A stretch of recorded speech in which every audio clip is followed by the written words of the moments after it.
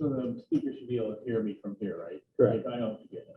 Okay, good afternoon, everybody. My name is John Ishiyama. I'm a professor of political science. I've been studying Russia, the former Soviet Union, for about 35 years. Today, I'm going to give you some background to the war. I'll try to make it quickly. Apologies beforehand because, you cover 1,000 years of Russian history in 5 minutes. That you skip a lot. So we're going to skip a lot, but I'll try to highlight some of the important things that are relevant to this invasion. To project the end game conditions for settlement, it is necessary to understand what factors led to this war. What were the motivations, particularly on the Russian side?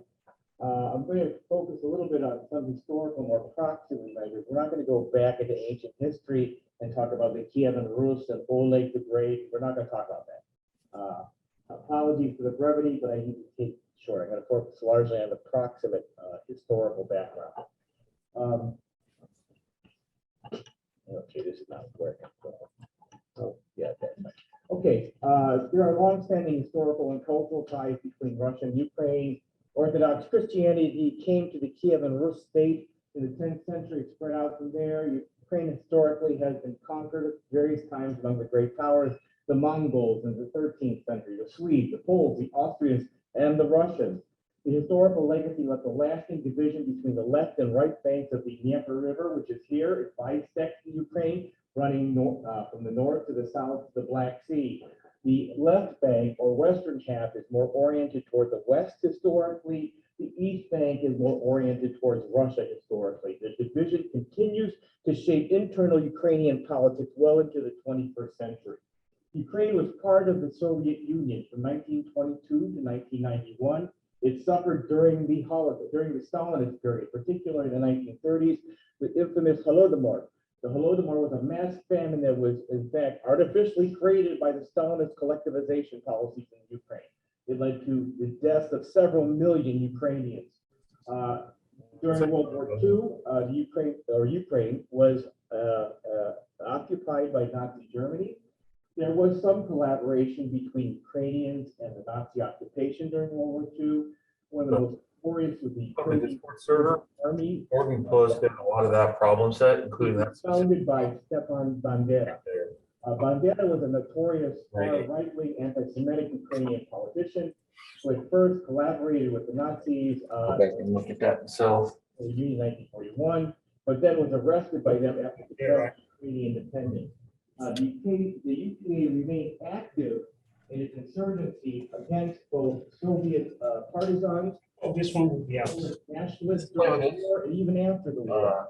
You have a problem with that? Insurgency against Poland. Just play with these things and stay there. And continue to fight an insurgency in Ukraine until 1949. That's why. So you can get Inevitably, Bandera was assassinated by the KGB in and just go in there In and 2010, he was awarded the Freedom of Ukraine by the outgoing president. Yushchenko. This is why they talk about, Putin talks about the heirs of Bandera, that this government currently is directly related to Nazi collaboration. I think that would By the way, that doesn't resonate with the West, it resonates with Russia. Click the slide again. Just one second, we're trying to get the audio quality a little bit better. Okay, for the next slide. World War II had terrible consequences for the Soviet Union, especially the Ukraine. Some of the biggest battles of the war were fought on Ukrainian territory at Kiev, Odessa, and Kharkiv. Ukraine was, again, as I mentioned before, entirely occupied by the Nazis. Although some Ukrainians joined the UPA, thousands more joined the Soviets in the resistance against the German invasion. The Ukrainians made up a very large proportion of the Soviet military. Between 41 and 45, 4.5 million Ukrainians served with the Red Army, and 1.4 million were killed in action. Overall, the Soviet Union lost 27 million people during World War II, including 8.7 million soldiers killed in action and nearly 19 million civilians killed. In comparison, in World War II, the United States lost 405,000. So the enormous costs in the Soviet Union, especially Ukraine, by World War II is remembered by much of the population. During the Soviet period, Ukraine was always considered the most important Union republic in the USSR, second only to Russia. However, in 1991, the Soviet Union, which may be before some of your birthdays, collapsed. In its wake, 15 independent states emerged, including Ukraine, and the region around Russia, the Russians call the Near Abroad, or Blizhny Зарубежье, a Russian term to describe the areas around the former Soviet Union. Now, the Russians have consistently used this term. Most of the countries in the former Soviet Union reject this term because it implies that they are part of Russia's sphere of influence. But the Russians consistently refer to the areas of the former Soviet Union as the Near Abroad. About 15 million ethnic Russians were left behind in the quote Near Abroad after the collapse of the Soviet Union. 8 million of them were in Ukraine. This is the former Soviet Union. Since 2000, Putin has focused its security idea on protecting Russia's influence in this quote Near Abroad, including Ukraine. He has used military deployments to influence Georgia, Moldova, Tajikistan, Kazakhstan, has military bases and collective security agreements with most of the countries except for Ukraine and Georgia. And the FSU region is considered critical to the Russian security idea. In other words, they consider this their backyard and no one else is allowed in. Russia has also sponsored several separatist de facto states in the country. The former Soviet Union largely used to influence and weaken these states. It includes Transnistria here, is a strip of land that's officially part of the Republic of Moldova. In 1991, a Russian-sponsored insurgency occurred, and since that time, this part of Moldova has been governed by a separatist regime that is recognized by no one and supported by Russian troops stationed there. There's also Abkhazia and South Ossetia in Georgia. These places, Abkhazia and South Ossetia did, but technically they defended in 2008. But Abkhazia fought a civil war against Georgian authorities in 1991. They drove out all the Georgian authorities in 1994 and declared their independence, which is technically recognized by the Russian Federation and I think Nicaragua, and that's it. In 2008, South Ossetia also declared its separation from Georgia. Or 1991, they also declared their separation from Georgia. In 2008, Georgia military forces tried to retake South Ossetia, and that precipitated the Russian-Georgian War that lasted about 5 days. The Georgians were decisively defeated and driven out of South Ossetia. However, the Russians stopped once they reached the border of South Ossetia. Then they stopped. These two places, Donetsk and Lugansk, recently declared their independence a few weeks ago and was recognized by the Russian Federation as independent states. So there was some speculation that these states would follow the course of Abkhazia, South Ossetia, and Transnistria, that they would be these de facto states not absorbed by Russia. However, Crimea in 2014 declared its independence from Ukraine, and it subsequently appealed for annexation by Russia, and Russia annexed Crimea in March of 2014. Ukraine since independence, there are many characteristics that define the country, perhaps which led to Putin's miscalculation about the degree of resistance. Ukraine is ethno-linguistically divided.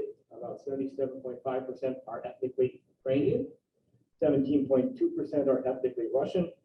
However, for only 67% of the country Ukrainian first language, and for 30%, the first language is Russian. In other words, there are many ethnic Ukrainians whose first language is Russian, not Ukrainian. Roughly speaking, the western part of Ukraine is predominantly Ukrainian and the primary language used. In the eastern part, particularly Donetsk and Crimea, Russian is predominantly used, and in the areas in between is primarily mixed, although Kharkiv itself is interestingly an ethnic Russian city, but it is also the most resistant to Putin's invasion.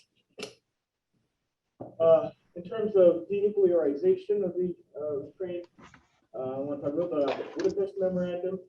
After the collapse of the Soviet Union, there was a diplomatic agreement, not a treaty, but a memorandum issued by the Organization of Security and Cooperation in Europe, Russia, Ukraine, United States, Great Britain, and later France and Germany. France and China signed on to this. The agreement was that in exchange for nuclear weapons that Ukraine had inherited from the Soviet arsenal. In exchange for the repatriation of those weapons back to Russia, all the signatory parties would guarantee the sovereignty and territorial integrity of Ukraine. That was the Budapest Memorandum. And Russia signed this in 1994. In terms of post-Soviet Ukrainian electoral politics, since independence, there has been a division between the East and the West. The Orange Revolution was in 2004. That overthrew the authoritarian president at that time, Kuchma. Kuchma had actually tried to chart a neutral course between Russia and the West. He was overthrown in the Orange Revolution of 2004, and then he was replaced by a pro-Western president, Viktor Yushchenko. In 2005, 2010, there was another election. It was the last normal election before all the troubles began in 2014. And that pitted a pro-Western presidential candidate, Yulia Tymoshenko. You may have seen she has those ram horn braids. Sometimes you see her on TV, not as much these days. And Viktor Yanukovych, who was from the East. There's a perfect division between the Western parts of Ukraine, or almost perfect, that voted for Tymoshenko, the pro-Western presidential candidate who favored joining NATO and joining the EU, and Yanukovych, who opposed joining NATO and joining the EU. Yanukovych won in 2010. Now, this was the last normal election, so Ukraine tends to be geographically divided in terms of its political persuasion.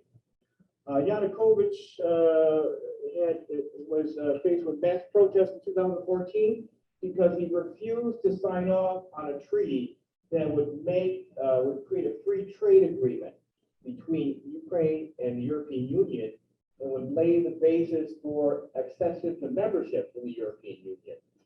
His predecessor, Yushchenko, had negotiated this agreement, but Yanukovych vetoed it.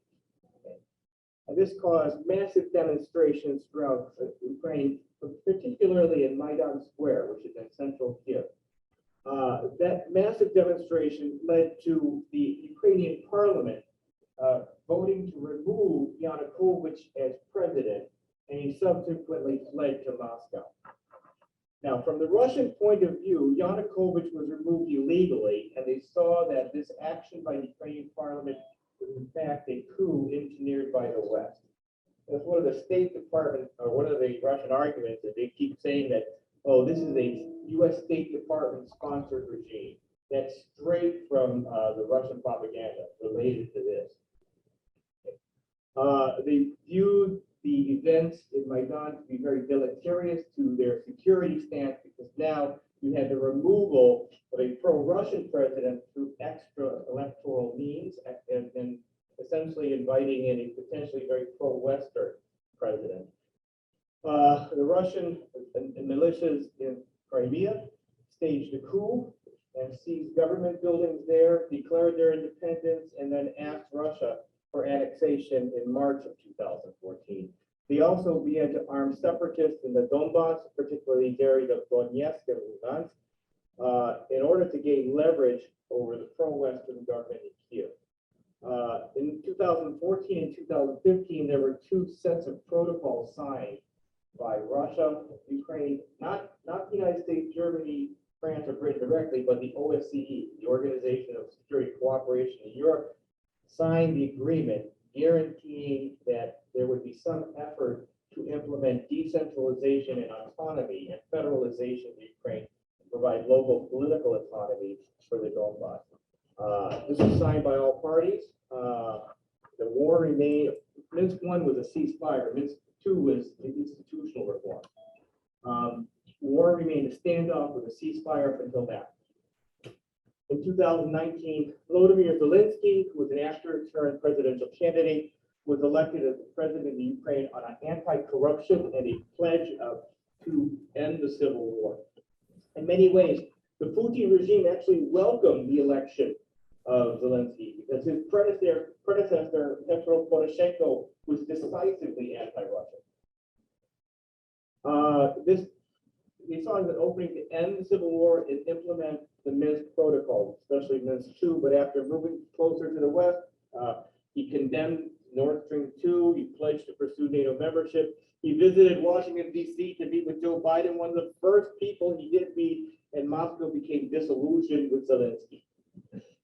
So why did this invasion happen? I'm going to wrap it up. First, Putin has promised to restore Russia to international prominence. In other words, to make Russia great again. Further, Putin sees the near abroad as a crucial part of Russia's sphere of influence and critical to its national security position. Ukraine is the biggest part of that strategy, and keeping Ukraine at least neutral is critical to Russian influence in the near abroad. Second, the use of military power has proven to be a reliable means to attain political goals for Putin, as demonstrated in Georgia, in Syria, and in Central Africa. Therefore, he has a great temptation to use it. Now, some would argue, why did he use natural resources as leverage? Because natural resources go both ways. Not only is Europe dependent on natural resources, but Russia's revenue is dependent on having a market. So stopping the flow of gas to pressure the West would be like committing economic suicide. So, but a better means was to use military power. Third, there is general frustration on the Russian side with Zelensky and lack of progress on implementing the Minsk agreements in 2014, 2015, which called for autonomy for the Donbass. And fourth, he wants to build his legacy on the latter part of his life. He will be 70 years old this week. You know, actually, the first three, by the way, this didn't require an invasion. None of the first three required an invasion of Ukraine. It could have been accomplished in other ways, so that simply recognizing the independence of the Donbass and forcing Ukraine to recognize it, which probably would have happened. It did not require invasion or regime change. I didn't think this 3 weeks ago, but I think the fourth reason is probably the most likely, that Putin believes this is part of his legacy. It's very personal. And very personal, which, you know, this is reckless. You know, Putin, you know, frankly, everyone, oh, he's always been crazy. No, he's not always been crazy. He's been very ruthless, very willing to use military force, but he's never been reckless. And Why this has is caused that change? that is the speculation that, well, there's lots of, who knows? The fact that there's lots of things. He sits 30 meters away from everybody else. He's paranoid. He's petrified of COVID. You know, there's lots of speculation as to why that he may himself be immunocompromised. Immunocompromised could mean that many things, among many things, that he's on chemo, which would mean the swelling would also, but that's all kind of speculative. Yeah. But I think at least there's a realization that he needs to leave his legacy. And his legacy has been the restoration, not of the Soviet Union, but of Russia's greatness. You know, his campaign slogan preceded President Trump. It was to make Russia great again because of the humiliation suffered by Russia during the 1990s. Can I ask you, how many Russian people support that? Well, you know, who knows? I mean, there were a number of pre-war sort of surveys. CNN ran a survey too. So yeah, there are a couple things, and then you can look at the comments made by opposition politicians. Everyone, I think the vast majority, approved of the idea of protecting the Donbass. The vast majority approved of the idea of at least autonomy for the Donbass, and a majority approved of the idea that Russia should recognize the Donbass as independent, and a somewhat lesser percentage approved of the idea of annexation. In terms of the war, at least before the war happened, those supporting invasion was about 8%. If you follow like some of the Russian polling agencies like Levada, which is probably the most credible. After the war, there's no credible polling information, and lots of it speculative. But I think it's probably still around 50%, because many Russians, especially in smaller cities and in the villages, get all of their television news from the television, from the state-run television. So they don't have independent sources. What they see is that there was genocide being committed against ethnic Russians in Ukraine, that their soldiers are being welcomed with open arms. And by the way, their soldiers are being kind of welcomed with open arms in Donetsk and Lugansk. They keep showing that. They don't show any other part of the country. They also portray this war as not a war against Ukrainians. They do portray this war as a war against NATO. That this is the war against the West. And it's not against our Ukrainian brethren. It's only against the against the West, and they're surrogates in NATO. These Bandera hordes, and then the Nazis. That's why they use that term. Let me just finish one more thing, David. So at least one of the arguments made by Putin is to portray the war as one of its goals is denazification.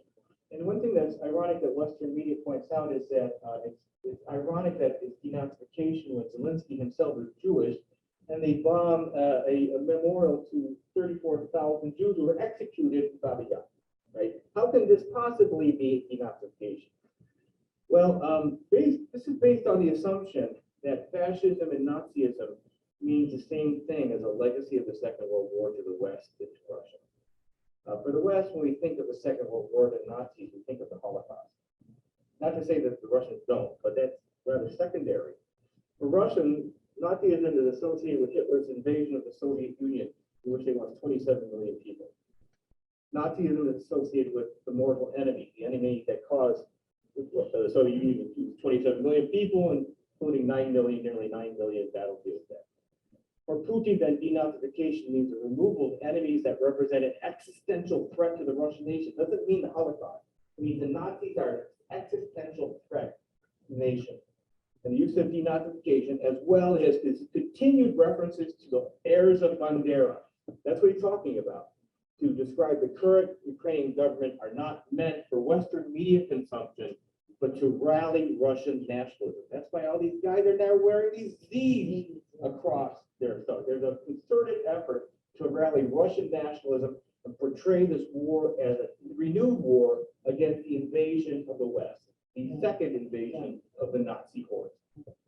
So what will the effects of the war on politics in Russia be, and how may that contribute to the end game? I'm not going to talk about that because I've been thinking about this a lot, but I'll save it for any questions. Yeah. Thank you very much, Mr. Ishiyama.